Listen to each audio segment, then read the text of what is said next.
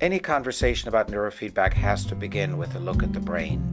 The brain is really an information engine. It's really oriented toward processing lots and lots of information at the same time. And in fact, the brain is rather self-absorbed. Most of what goes on in the brain is the brain talking to itself about itself.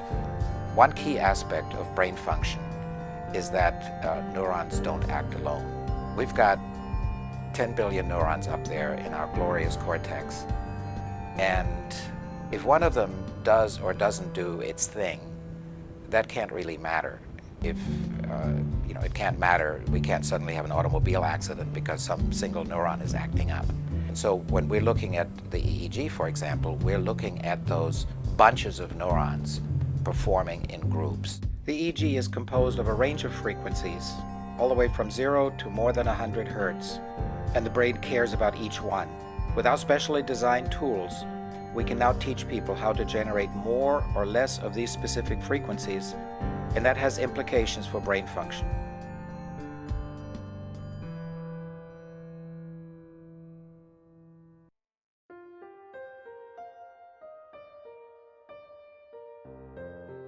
We like to think of neurofeedback really as a brain exercise, and specifically we're exercising the brain's ability to self-regulate. The headroom that we have available for better function through brain training is much larger than the headroom we have available through physical exercise. This allows you to wake up better, fall asleep better, pay attention better, calm down better, all of those state management issues that underlie good function. There's certain basic ways that the brain can fail to self-regulate appropriately. A person could be stuck in high arousal, have difficulty calming down, falling asleep. We can be stuck in low arousal, have difficulty waking up and being motivated. Also, the brain could just spiral out of its own control into a symptom like a migraine or panic attack or seizure.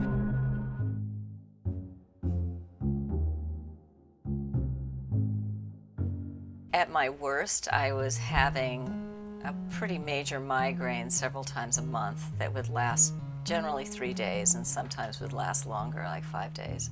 But I had headaches really every day, and I was taking medication throughout the day to try to control the headaches so they wouldn't become worse. And I was really at the point where they said the next step for me would be a preventative one. And then I would probably have to take this medication that causes you to drop words in the middle of your sentences, and it really affects your speech patterns, and it was scary. Neurofeedback can be helpful with a wide variety of people, different ages, from very young children through adults, through old age, through people with very severe conditions, to people who want to improve their performance who are already functioning quite well. Recently, my mother suggested that I talk to a friend of hers who had done neurofeedback and had had great success. You know, I definitely feel that my stress level is so much lower now than it was.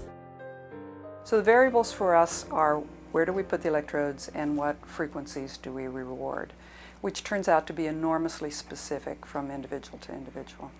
I basically go in and I watch a monitor, and they teach my brain to stay in this certain range of levels. Within the first session and from session to session, we need to dial in what is the most comfortable and effective reward frequency, how much do we need to get a person more calm or more activated.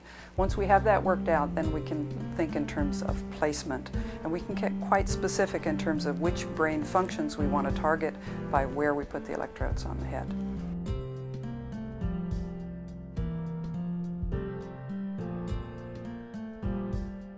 Neurofeedback session starts with putting electrodes on the head to measure the brain waves. Nothing goes into the brain, but we're measuring what the brain is already doing.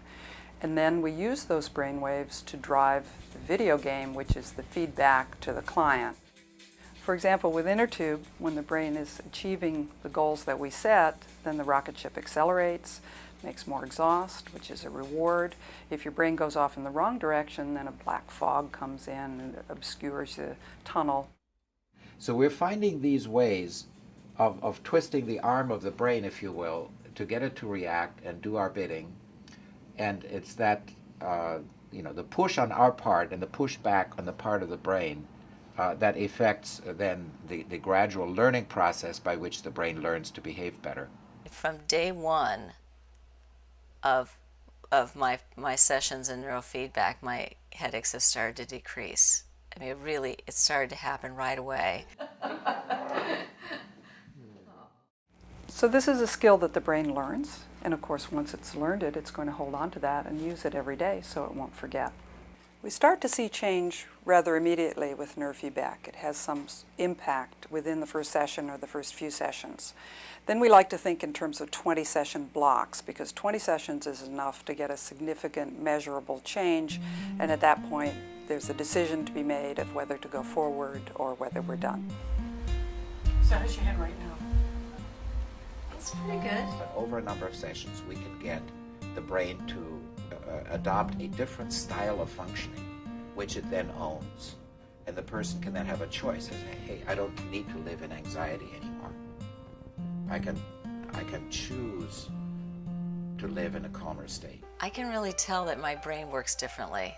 It almost feels like there's a lid on that's stopping my brain from going to the place that it goes to start the migraines. And I do feel a lot more peace in the way I look at my life.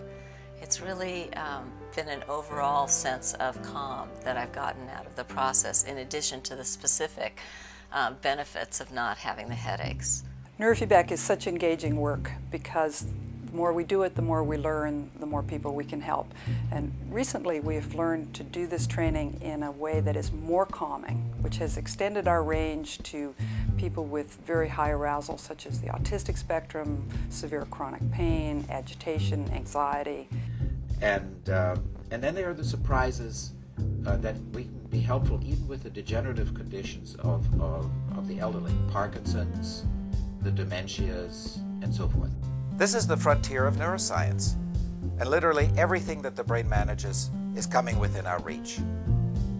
This has relevance to the children who are failing in our schools, to the homeless who are mentally ill, to the criminal population, to the addict in our society, to the elderly who are failing in their memory and their other capacities.